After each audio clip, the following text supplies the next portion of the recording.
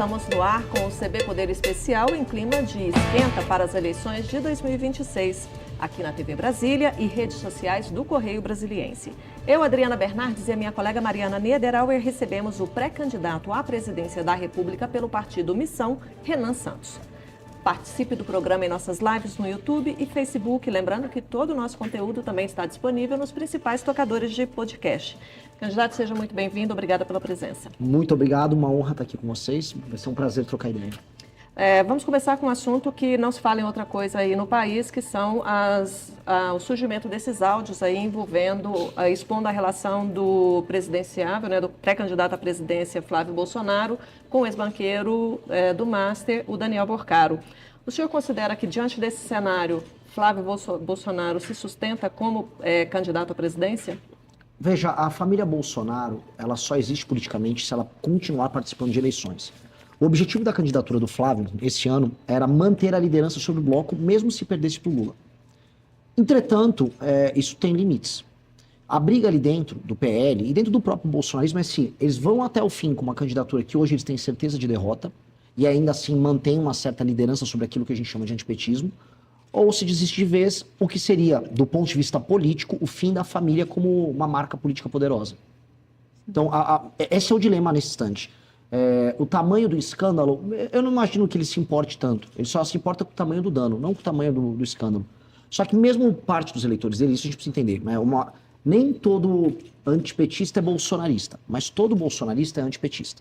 Então uma parte que realmente defende os Bolsonaro sob qualquer circunstância, eu acho que eles vão ficar com os Bolsonaro até debaixo d'água.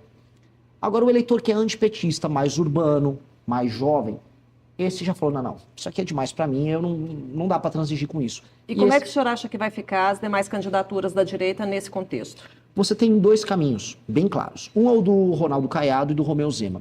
Ambos eles se colocam como o número 2 dos Bolsonaro. Olha, eu sou muito leal ao capitão, estou com você. Minha primeira proposta se me tornar presidente da República é anistiar o Bolsonaro. Porque eles querem avisar para o eleitor bolsonarista. Se não for o Flávio, sou eu, tá? Mas o discurso mudou nos últimos dias. Lógico. Exatamente. O Zema bateu pesado, assim, logo que saíram as gravações do Flávio. Mas agora, quando teve a rachadinha, eles não tinham essa opinião?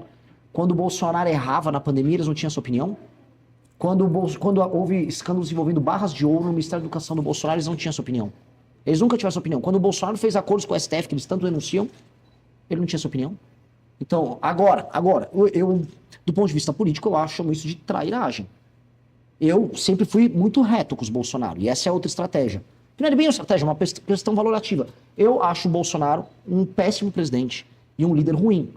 E essa é a minha questão com ele. E eu denunciava isso quando o Bolsonaro era muito popular, enquanto era presidente da República. Não é o mesmo que eles fizeram. Portanto, uma parte desse eleitor que vai se frustrar com o bolsonarismo vai se lembrar, bom, esses caras, como eu, falavam que, olha, Bolsonaro estava errado desde aquela época. Outra só está procurando uma continuidade daquilo. Eu acho que é uma disputa de teses, e aí espero que minha tese esteja certa. E qual que é a sua tese? Porque a pesquisa Atlas Intel mostrou que a sua candidatura ganha, de certa forma, com uma saída, né, um cenário sem Flávio Bolsonaro. Posso ser muito honesto? Por favor. Não, eu não ganhei tanto quanto as pessoas imaginam.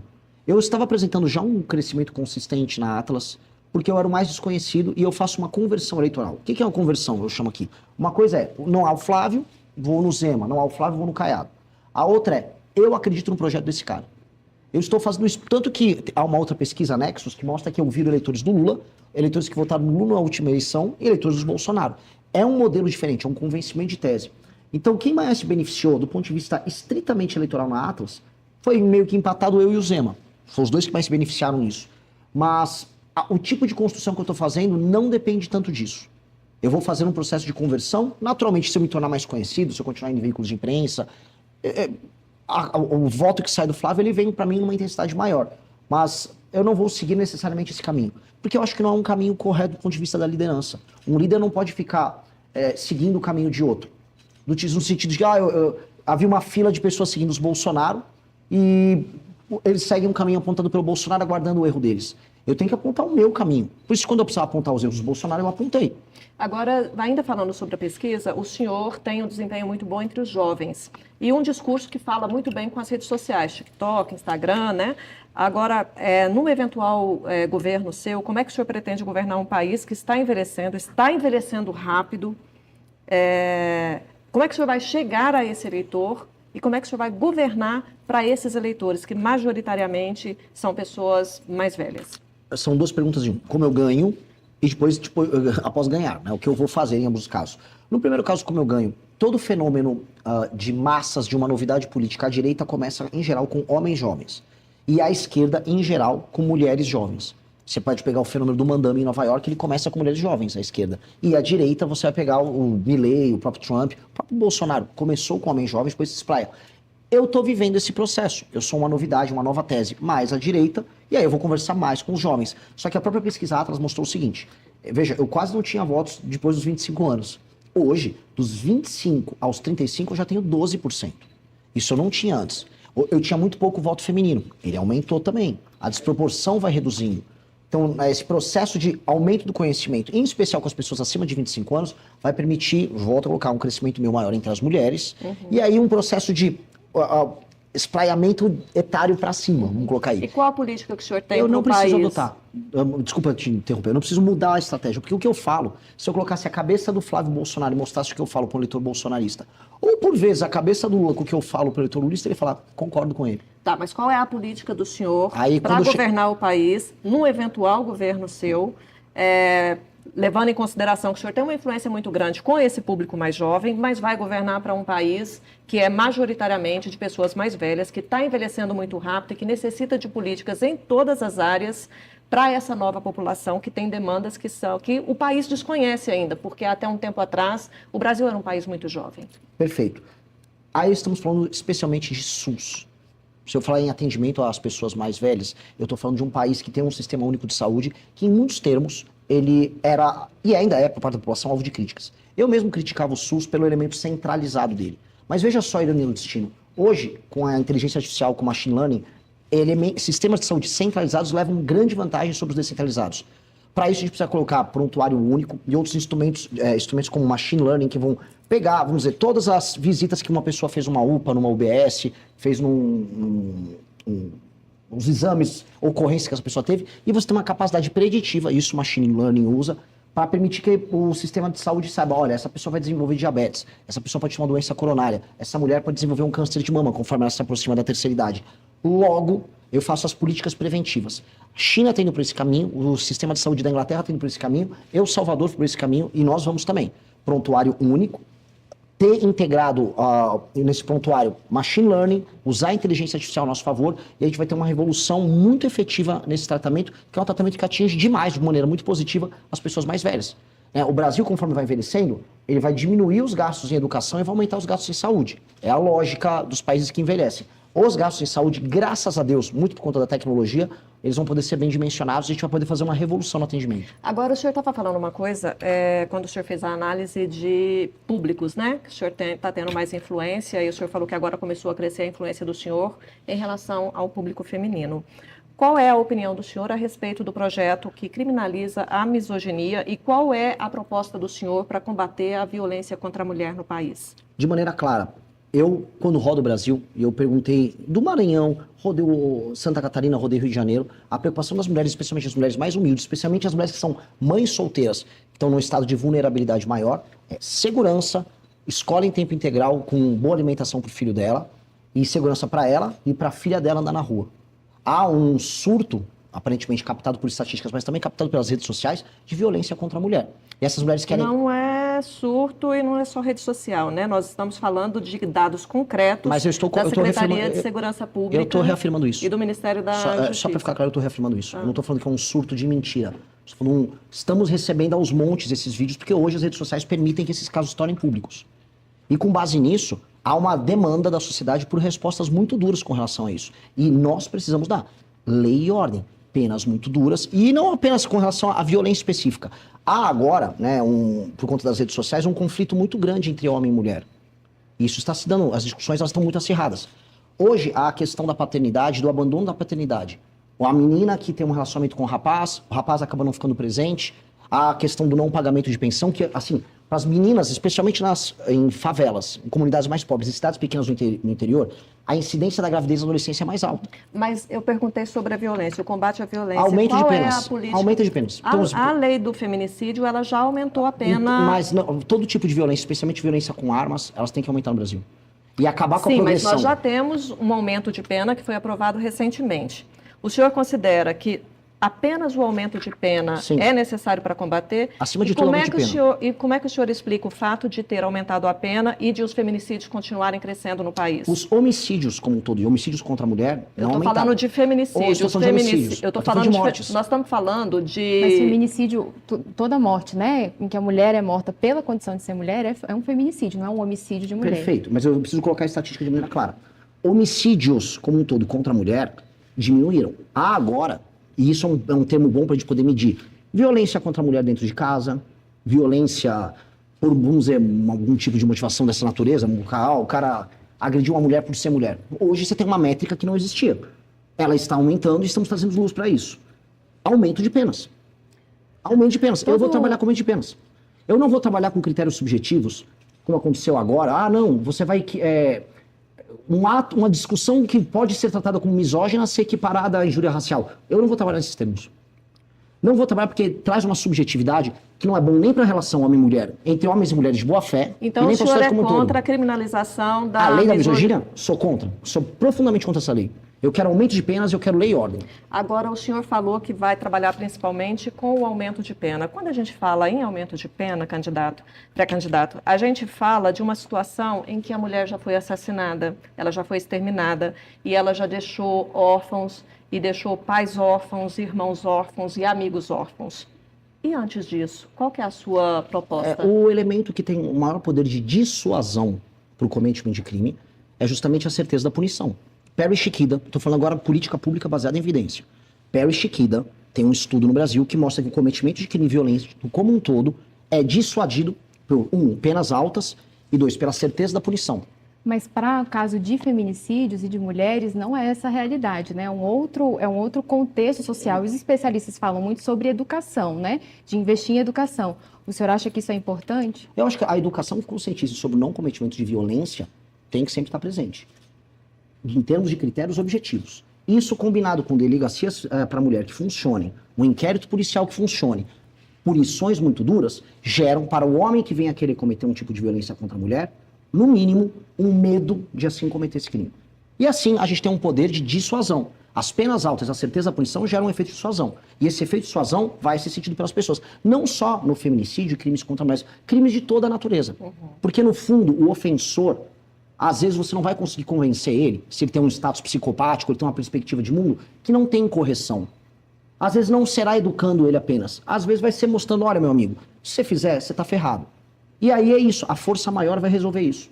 Porque esses homens, em geral, partem de um princípio de força maior, onde ele que estava numa relação de confiança com uma mulher, faz uso da força maior, força física maior dele, para ter uma relação abusiva. Ali, uma hora, você não vai conseguir só convencer ele. Ali você vai ter que partir para a força maior. E aí você vai ver que ele não é corajoso, que a força maior, quando vem diante dele, ele vai fazer cálculo. Malandro, vagabundo dessa natureza, faz cálculo. A gente não pode esquecer desse ponto. Mas nos casos de feminicídios, o que a gente tem de depoimentos, inclusive de pessoas, de promotores e de juízas e juízes que trabalham, é de que quando o homem mata, ele não faz esse cálculo. Olha, mas é uma discussão muito longa. Eu queria saber a opinião do senhor. Só deixar bem claro que eu discordo e as políticas baseadas em evidência, não só no Brasil, mas ao redor do mundo, elas vão na linha contrária.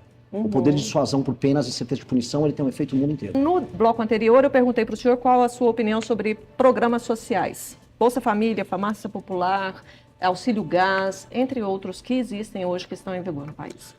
Pois bem, a diferença entre o remédio e o veneno é a dose. Eu acredito que temos que ter políticas de assistência para pessoas em situação de vulnerabilidade e em locais que não há atividade econômica. E quando a gente roda, especialmente municípios pequenos, eu tive agora na Marcha dos Prefeitos falando sobre isso, municípios pequenos em regiões distantes de grandes centros, em especial na região norte e nordeste, diante da ausência de atividade econômica, algumas pessoas para sobreviver vão precisar de um Bolsa Família, para ter acesso a um remédio, vão precisar de uma farmácia popular. Isso é um dado da realidade. Dito isso, a partir do momento que a gente percebe que mais de 40% dos domicílios na região Nordeste estão no Bolsa Família, a gente percebe que o remédio começou a virar o veneno. E o remédio vira veneno no sentido de que não há um estímulo hoje do tomador de decisões, um prefeito, ou mesmo da parte do governo federal, em alterar essa realidade, que é aumento da atividade econômica. Eu quero, geração de frentes de trabalho nos municípios que têm baixa infraestrutura e que têm pessoas no Bolsa Família. Um rapaz ou uma moça que vão lá no CRAS tirar o Bolsa Família numa cidade, por exemplo, no interior do Maranhão, que não tem uma via de escoamento, as ruas ou as estradas estaduais que conectam elas com outros lugares para levar a produção da agricultura familiar, tudo esburacado, tudo de terra. Pois bem, vamos fazer uma frente de trabalho com essas pessoas, vou pagar um pouco a mais e vou chamar essas pessoas para participar dessa reconstrução de infraestrutura junto com o governo federal. Nós precisamos recriar nas pessoas a sensação e a ideia de que o trabalho as libertará de um modelo político hoje que é um modelo de exploração. Infelizmente, a gente tem um modelo político de exploração que mantém essas pessoas reféns de uma classe política que vive de apaniguados, gente pendurada na máquina pública e uma assistência que vem do governo federal. Então, a política nossa tem que ser, tenho que diminuir isso e aumentar a atividade econômica nos pequenos municípios. Isso terá um efeito muito grande na vida das pessoas e na autoestima das pessoas. E qual a sua avaliação sobre o fim da escala 6x1, então, falando de trabalho, né? A proposta do governo federal sobre isso é uma proposta hoje irresponsável. Irresponsável. O Brasil é um país que perde espaço nas cadeias globais de produção. A gente está falando de ter emprego de qualidade. Então você vai pegar uma fábrica que tem em Sorocaba, lá em São Paulo, que trabalha como a Gestamp, para dar nome, que produz e entrega aparelhos ligados à indústria automotiva para o mundo inteiro, vão perder as cadeias globais de produção, a gente vai perder emprego e vai se isolar. Pessoas que trabalham em pequenos restaurantes e pequenos serviços que não dispõem de um capital de giro, ainda mais um país com juros altos como o Brasil, tá? Não vão ter condição de arcar com isso. Essas pessoas, uma parte vão para a informalidade, outros o negócio vai fechar, especialmente os altamente sindicalizados. O governo não está se importando com isso, especialmente hoje numa trajetória de aumento de impostos sobre os negócios. Então, o que nós precisamos fazer? Nós precisamos flexibilizar o mercado de trabalho, aumentar a agenda de competitividade do Brasil. O que o senhor chama de flexibilizar o mercado de trabalho? As pessoas têm que ser mais autônomas para fazer contratações e demissões. E as relações de trabalho entre as partes... O senhor está falando de trabalho sem a CLT? Sim. Até porque negociação direta, empregado-patrão? Empregado e patrão, mantendo a existência de sindicatos e, na verdade, ampliando a existência de sindicatos para um modelo de competição entre sindicatos nas mesmas áreas e setores e regiões. Mas para quem não tem sindicato, não é sindicalizado? Você está no país que você tem sindicato até quando você não precisa. Desculpa, mas nós estamos vivendo um cenário de absurdo enfraquecimento dos sindicatos desde o governo Temer, aprofundado pelo governo Bolsonaro, pela gestão do governo Bolsonaro. Eu prefiro o enfraquecimento do sindicato do que o enfraquecimento do emprego, porque o emprego formal... Mas então o senhor está entrando em contradição, o senhor acabou de dizer que tem sindicato para todo lado. De maneira alguma. Porque o que eu estou propondo não é um monopólio sindical como a gente tem nos setores. É uma competição de sindicatos no melhor atendimento das pessoas. Hoje o próprio sindicato não tem estímulo nenhum em fazer um atendimento de um acordo setorial que seja benéfico para haver contratação. Até porque as novas contratações não são CLT. O mundo do serviço no Brasil está contratando todo mundo por MEI. Se eu rodar aqui dentro, talvez no próprio Correio Brasiliense, boa parte das pessoas sejam MEI. E não são empreendedores individuais. O MEI, no fundo, é o regime alternativo de contratação para fora além da CLT. Porque quem está contratando as pessoas hoje está contratando por MEI. Então, e aí sem qualquer direito trabalhista também. Mas, na prática, por isso nós precisamos de uma lei que entenda que o MEI, no fundo, não é um empreendedor individual, ele é uma pessoa que está trabalhando, e atendendo a demanda do empregador e do empregado de um regime mais flexível. O senhor defende, então, o fim da CLT? Olha, eu gostaria de chegar no horizonte que a CLT perca totalmente a função, porque era um modelo de contratação dos anos 40, uma realidade industrial de um mundo altamente verticalizado que já não existe mais. Hoje as pessoas constroem suas carreiras em múltiplas empresas, muitas pessoas se tornam empreendedores de si, e o mundo vai ficar agora com inteligência artificial cada vez mais assim. Mas nós temos uma massa da população, candidato, que não tem toda essa formação e essa capacitação para gerenciar a própria carreira, e isso é uma realidade no país e na maioria da população.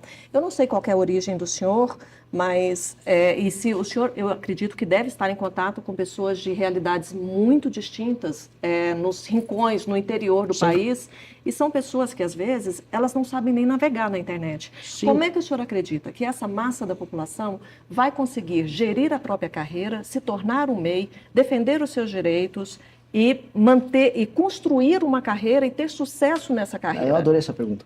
Porque se eu for nos rincões, como eu fui, eu não vi nenhum outro pré-candidato nos rincões. Nem existe oportunidade de trabalhar para essa pessoa. Aí eu volto para a pergunta anterior que vocês me colocaram. Você está no Bolsa Família.